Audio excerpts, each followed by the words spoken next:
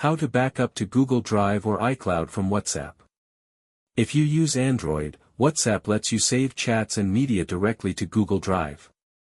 If you use iPhone, however, backups are managed via iCloud.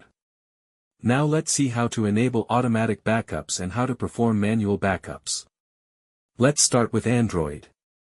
Open WhatsApp, tap the three dots in the top right, go to Settings, then Chats, and finally Chat Backup.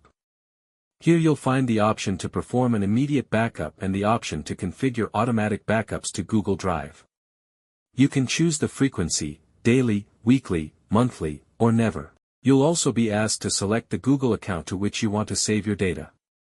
It's important to remember that cloud backups aren't protected by end-to-end encryption, but they're very useful in case you lose or replace your device. You can restore everything to your new phone in just a few taps.